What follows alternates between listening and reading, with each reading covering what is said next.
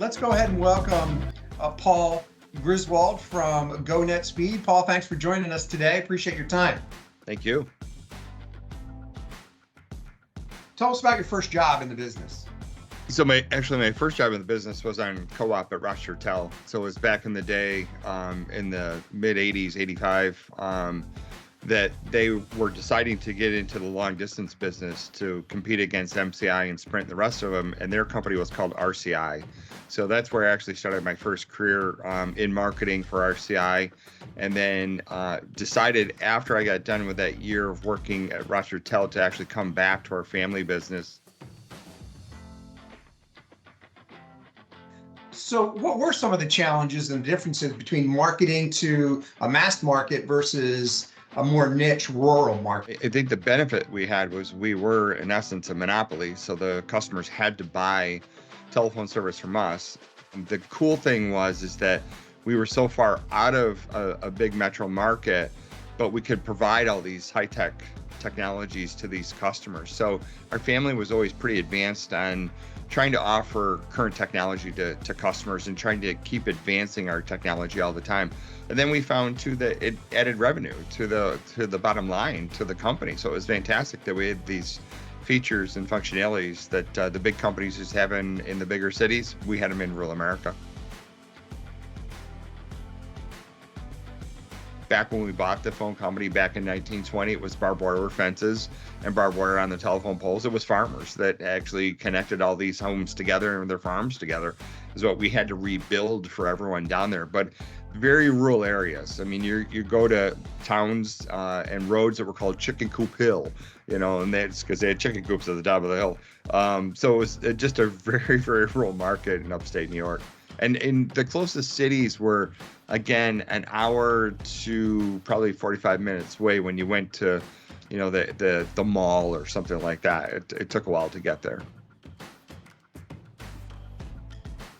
We had two separate companies running the whole time in two separate markets and two diverse markets too, really. You had more of advanced, more educated, I would say, because of Cornell University down in the Trusmansburg market, and then in the Phelps market closer to cities. But again, just a little bit different type of clientele that we had in those two territories. We were one of the first ones around in our region in New York to actually put a digital switch in. We also did not pick the mainstay switch. We had what's called a GD5 switch by AG Communications. So it was not a Nortel switch or anything like that. We never went that way. We always went with a different provider we thought that could give advanced features faster and I think more economically. So we always chose that route, and we did that for a long time. I was always into technology. That they call me the gadget guy. I always have loved technology. As we talked further, that's why I created the Finger Lakes Technologies group that we had as time went on, because I just love the technology. We were again one of the first ones to do picture tell, the video conferencing way back in the day when that first came out. So it was just fun stuff we could do. And in rural America, for instance, even with doing video conferencing back in the day, we used to sell the service we had universities around us that needed to do interviewing. So they would use our conference room and use our video system so we could make money doing things like this. We had Kodak and Xerox around us. We had big city, companies around us. So they would leave and have these features up there at work. And surprisingly enough, they did and were able to come home to some of those same features in our rural market. Push button telephones. I mean, that was new technology. I would say the next biggest thing, other than DSL, being able to do DSL, was actually the internet. In 1995, when we started doing dial-up access into the internet, that really changed the curve for us because it allowed us to leave the territorial base because we had toll-free dialing between a Verizon territory and ours in two different places. So they can make a toll-free call into our modem pool and get on the internet in 1995. That was the biggest change, and that's when our company really started to flourish. Yeah, when we started to sell dial-up access, we then started getting the idea of creating our own network operations center, so our own NOC. And once we created the NOC, and over those 3 years of growing that, that's when the company started to really grow again, because we added more people into the company in our main office. But then we actually left town and we went to a different town closer to the city, closer to Rochester, to open an office and put our 6 people, and that's all we had at the time. We're 6 people sitting in there answering phone calls on anything, though, anything for the phone company, whether it was, dial-up access, whether it was DSL, whether it was, copper phones, your phone number, whatever you had, it called into the center now. So we got better at answering calls, but we had a bigger base to do it with. So we started to learn more and more how to do this. But we then also, we increased the level of our knowledge of our outside plant people too. We started hiring younger people, actually some from RIT. They would hire those guys to go out and they would be able to handle PCs and then the dial-up access, DSL, any issues that we had. These guys learned it faster and could teach it. And, we're starting to make that transition into a little bit step up of technology now. And the older crew that we had, eventually we were retiring and getting older, and we needed younger guys to help us move this up. But the knowledge base was completely different. Over time, what that did then, we decided to get into the Cisco business. So we sold routing, switching, wireless, and telephone systems. So we were one of the first ones in New York too to sell, voice over IP. We sold the Cisco IP telephony phone systems way back in 97, 98. We started selling those phone systems because we always sold phone systems before, but they were traditional PBXs. Now we wanted to get in more advanced technology. But when you start entering the word VoIP now, oh my God, now that's a whole different word that people were not used to. They didn't want to hear about this. This is over the internet. We don't trust this stuff. So it was quite a transition that we were going through at the same time. But it was a nice, smooth transition from when we started doing dial-up access to growing that company and keeping going with that technology that was given to us by, the founders, I guess, of the internet in essence. But we really took advantage of the opportunity. I needed to move up from where my father had started with the traditional PBXs. I wanted to move it up. How do you move to the next size commercial base? What are they going to buy from you? I found, because of the co-op program at RIT, I could find these guys, they're actually local guys that lived in our hometowns, but they were going to RIT. So I had hired a couple of these guys, and I remember one guy always telling me, there's not a thing I cannot fix. And I'm like, okay, you're cocky. And we'll see if that's true. And that guy worked for me until the time that I sold the company, and he's amazing. He's just one of them that was just amazing. They could fix anything from PCs to whatever. But think of the access they then had to Google stuff, on the internet. They could look things up and they could research and learn on their own now too. But it was so exciting because I found a different group of people that I could train to do more advanced services for customers. And what my goal was in the end eventually was to really have the telephone company, the ILAC, but then go outside of the territory, but get bigger commercial customers now. But I need an engineering staff to do it. And I'm sorry, it just wasn't going to be my traditional telecom guy that was going to be able to do that. I needed more advanced engineers. And these guys were not what I would consider central office engineers. They were advanced from that. They were network engineers. They were trained people in network engineering and Cisco engineering. So we sent them to school for that type of work. And because we did that, I got so excited because I knew I had the staff now. Now I had the engineering staff, and I would sell the engineering staff basically to the customer. That was really the product. I just had great Cisco product behind it that rolled it out. And again, the reason we picked Cisco was because that was the Cadillac. That's why we chose it. We did not pick Nortel or anything else. Nortel was the mainstay, but obviously, as we see, they're not here today. Cisco is. I picked that Cadillac on purpose, so I got that kind of customer. Is what I wanted. And it's at that time, it wasn't going to be that traditional PBX. It was going to be more advanced technology, and Cisco happened to be that. And I wrapped myself right around that company so hard that it was great. And it took a lot of time to get it going because people again, it was a new product to people too. The Cisco thing was new to people, but the way the technology was rolling, that was the product that worked better than the Nortels, than some of the other companies that were out there. Their product really worked. And we just stayed with that thing the whole time until we sold the company.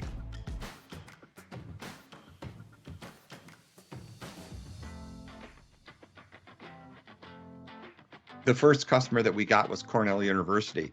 They approached us about building fiber out of Ithaca all the way up through our territories and then into downtown Rochester. was an enormous build for us to do. But with that, we were competing against AT&T, Spectrum, everybody else.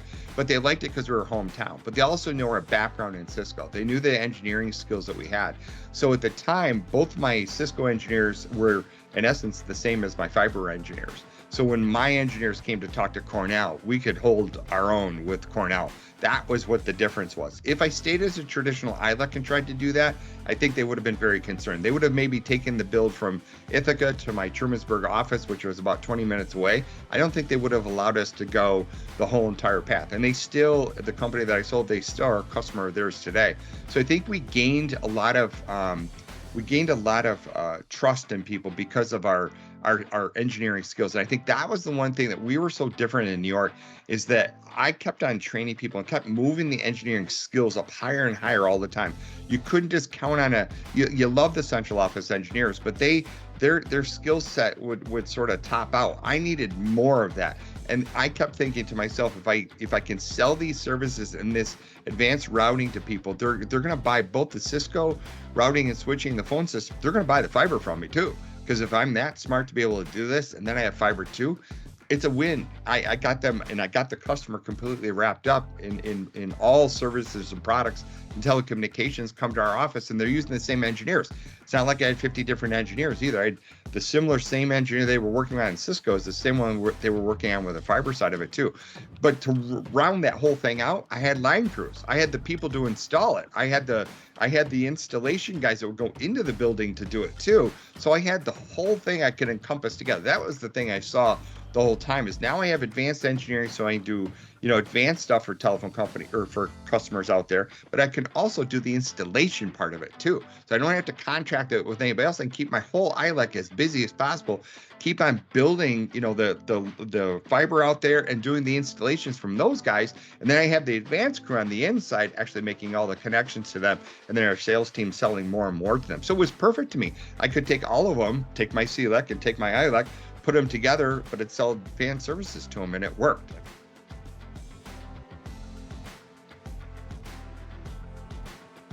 My family always were the type of people that, for instance, if we have a major storm, we need everybody out working. We will take care of your family.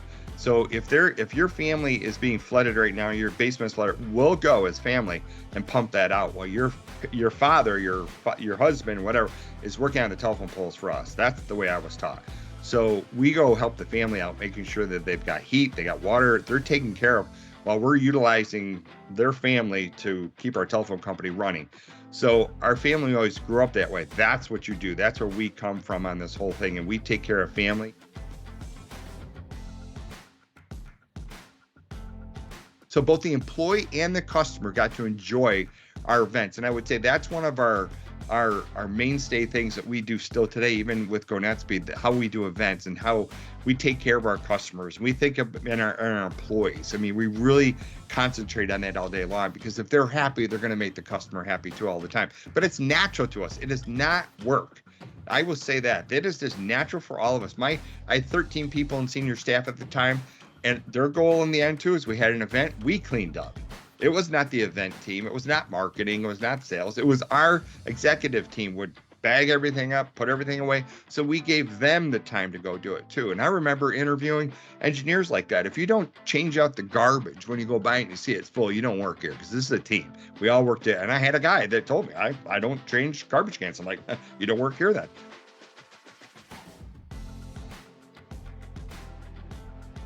One of the cool things for me was when we created our CLEC, Finger Lakes Technologies Group, and we started building fiber a lot for Verizon. That was one of our bigger customers. As I started to build to the cell towers, I was going into these small towns. We were able to, through doing these deals with Verizon building fiber, we were able to patch all the fiber together to get to Rochester and bring that hospital online with one of the largest hospitals in Rochester. And it was easy. I mean, it was so cool to be able to go up to the guy that we'd had to deal with all the time, tell him, I got a final connection. I can get, my town, Clifton Springs, connected to the University of Rochester without a problem at all. And while we're at it, I can pick up Geneva, Newark, Canandaigua. I can pick up all these other hospitals at the same time.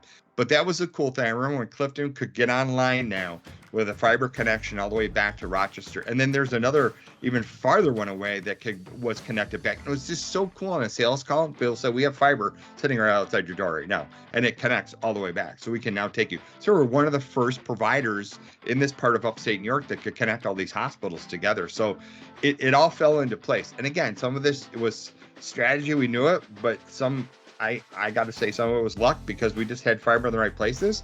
We signed the right deals, but we always were looking out for what town could we connect with the next town to do this. So I think, to me, rural America, because of what we were allowed to do as a CLEC, which was a great thing, and then doing work with Verizon and everybody else to be able to bring fiber to those areas to connect those rural hospitals together, my God, that made a difference in everybody in rural America, because now they had the technology, whether it was video conferencing and, doing the telemedicine and things like that.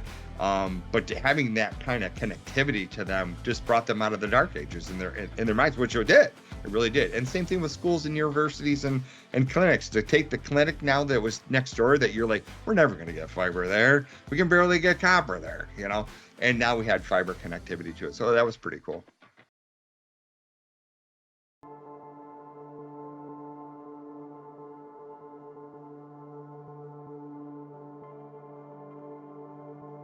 What am I looking at here? So this building was this was our corporate office in Phelps for Ontario Tel. This was built in 1958. So this was the original building, and you'll see in a couple pictures how this changed. That house that you see next to it, the green one, over time is we buy the house and we tear it down into a bigger parking lot. This isn't actually our Trusmansburg telephone company service territory. So about the same vintage back in the 50s, 60s when we built this building. This one I absolutely love. And that's your traditional switchboard back in the day. And you can see how small it actually is. There's not a lot of lines there. And again, these are a lot of party lines down there too. So remember the days when we had party lines. That's what these things are too. So that's our Trusmansburg office. So these are the typical people that worked for us. Guy in the far left there, the big guy there, he was our line foreman, very brutal, tough guy, and he didn't care who I was related to. I actually did the funeral for the guy, that big guy, that lineman. And he actually, interestingly enough, or sort of cool, he was buried with our Trusmansburg Telephone Company clothing on. So he had his hat, he had his shirt on, he had everything when he was buried. So that's how much he believed in the company. He was there for, I think, almost 40 years. He worked for my family.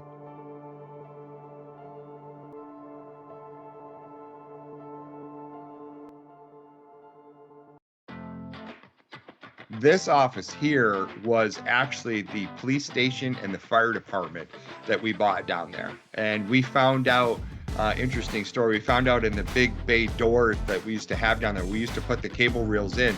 We never realized until we did a renovation that when we took the floorboards out, that was actually a cistern.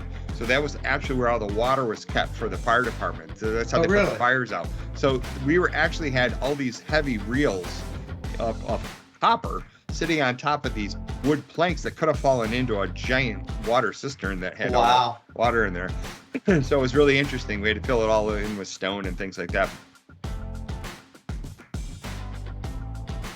I think that's Carol Northrup is her name, and her husband worked for us too. And she basically, there's a number, it could be 4, 5, 6, 7, and that's, instead of the name, it's a number, and she would take that and plug it into the right number, so she'd connect from who she's talking to on the phone into the next number and make that interconnect. That's why the cords used to go all over the place when they used to do it, because they cross-connect the numbers. But remember too, they could listen to everything that was going on too. So. And was that still a party line? Yes. Well, a lot of those, especially down in that territory, my God, we had party lines up until I think 1992, probably. It was very hard to get rid of them because they're farming families that used to use it as an intercom to their families. So they used it, and they would refuse to give it up. And we finally had to get rid of it because we couldn't support the technology anymore. Well, it wasn't really technology.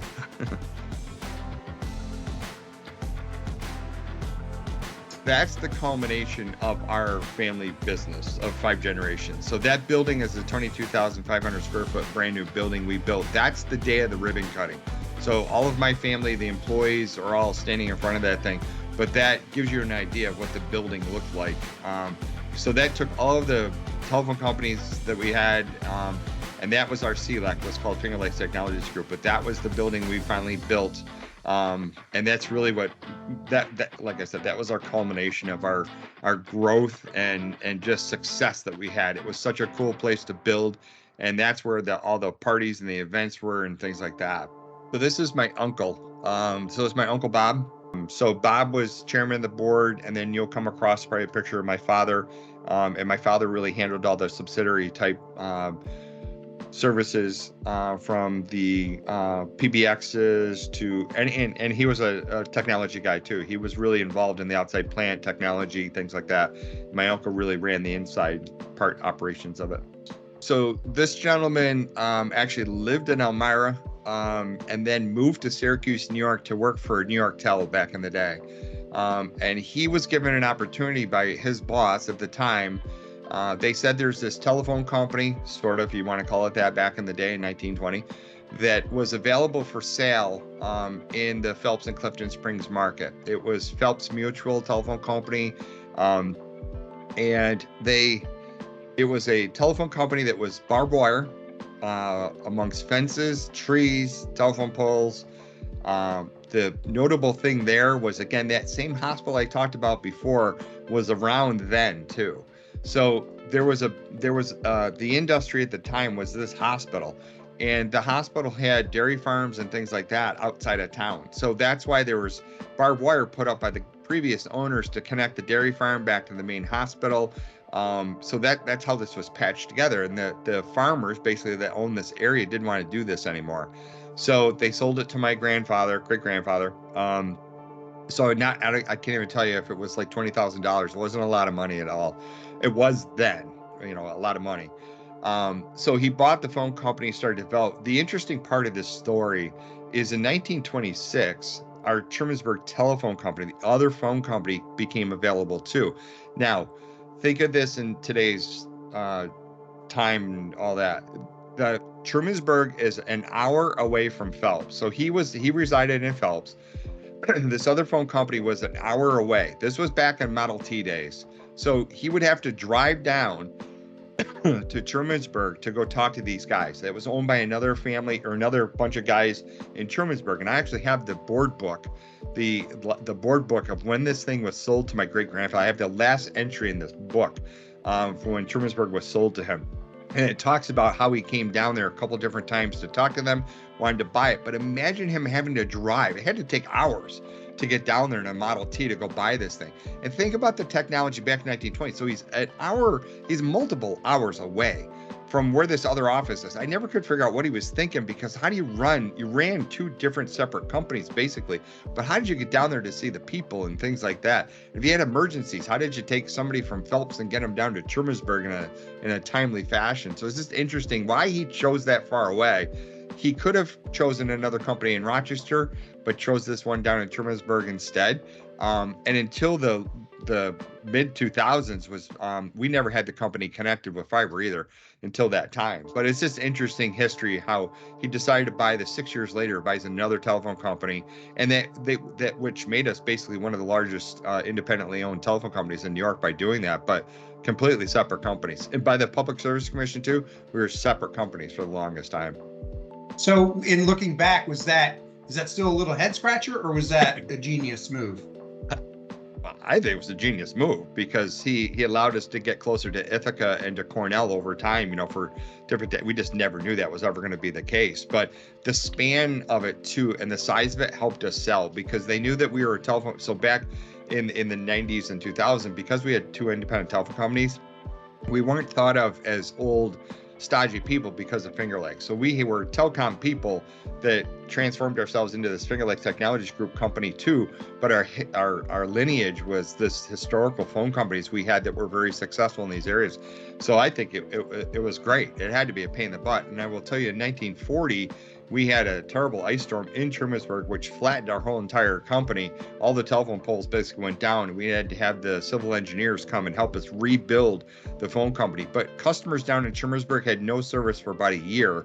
And we actually did sell some stock at the time to raise money and stuff, but we had customers still pay their bills for a year, even though they had no telephone service. That was sort of the dedication to the family back then too.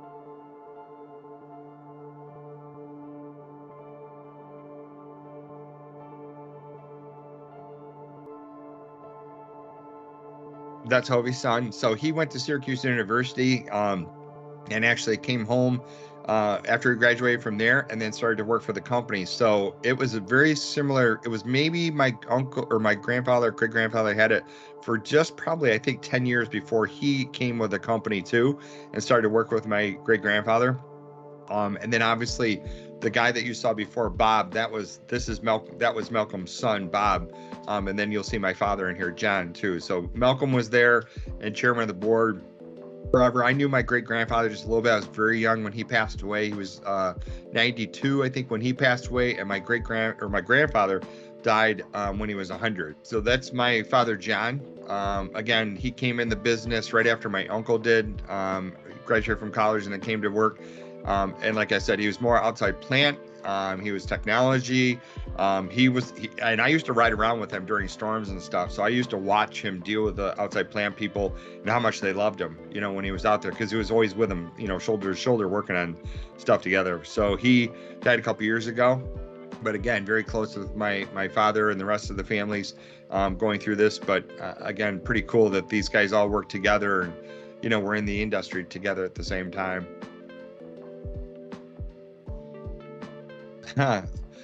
So I'm the third one in from the left. So I have a plaid shirt on. That's me. Nice. So that was a picture that we used to take. And these were the guy way over on the right-hand side was my line foreman that I had when I was working there. My brother is standing next to me. He's the one to the right of me. And so the rest of them, all guys that worked there forever. The guy that's standing in the middle is arms crossed. The guy to the right of him, he worked for us for 50 years. He just retired, I think 2 years ago now.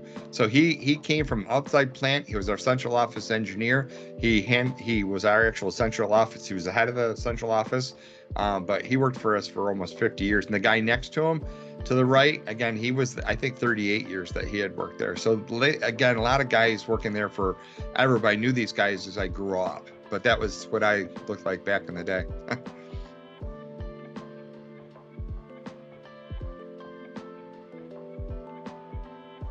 So the companies are so large now, who's going to have the wherewithal to be able to buy these up? It's not like it used to be where you could buy these small little independents and you can afford to do that. Now it's going to be mega.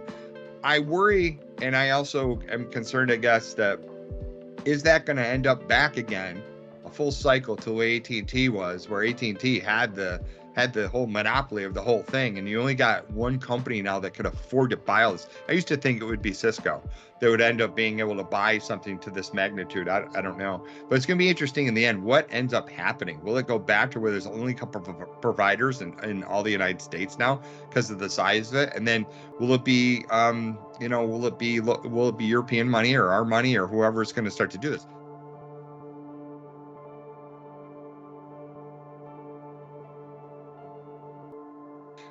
And I hope too that we're able to build this out into those rural markets, because it is still very expensive to build into these rural markets, to build fiber out there. And you still have the haves and have-nots. And I have the same thing. I live in an urban town, but because I'm underground, I don't have fiber in my town. And we live in a nice development, but we don't have fiber here because it wasn't put in at the time. And now you got to decide you're going to spend the money to now build underground into these neighborhoods. We want it, we're demanding it, but if they don't want to build it, then we're not going to get it. So we're not a rural area. We're not in the middle of nowhere. So we still got issues out there that I don't know how we're going to totally resolve this without, I think, governmental help. I mean, it's just you gotta, the encouragement's got to be there to deploy it everywhere. Because it is funny how you can drive down the street here and you're outside Rochester, New York, and there's still a ton of areas that are nice neighborhoods that don't have fiber to it. They have copper to it, DSL, and you have Spectrum or whatever, but that's it. But we demand more. Well, I don't know if I'm going to get it either. So I cry like they cry,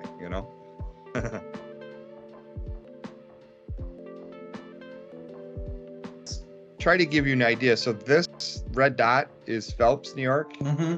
And this dot down here is Romulus. And then our Trusmansburg office is here. So we only had fiber in this dot, that dot, the Interlaken dot, and the Trusmansburg dot. That was it. Now, none of this was connected together until the last few years. But when we end up selling the company itself, this is the size of the network when we got done. This is what we sold as Finger Lakes Technology Group. So we were in these 50 different towns, connecting towns, and they were all connected together. So we went from Syracuse to Rochester to Buffalo to Binghamton. So this is what they end up buying from us. But that's what happens when, again, you get that business together. We sold a lot of Verizon towers and things like that, but that was what we were able to connect together. So that was, I tell you, the time that you sit there and I smile and look at this thing and go, that's absolutely amazing that we did that, and we were not in debt at all, because we found, through Verizon, people would help pay to make these builds happen. It was just amazing that we were able to pull this thing off in a matter of years to do this. But there it is, from a small little telephone company into one of the largest independently owned fiber networks in upstate New York.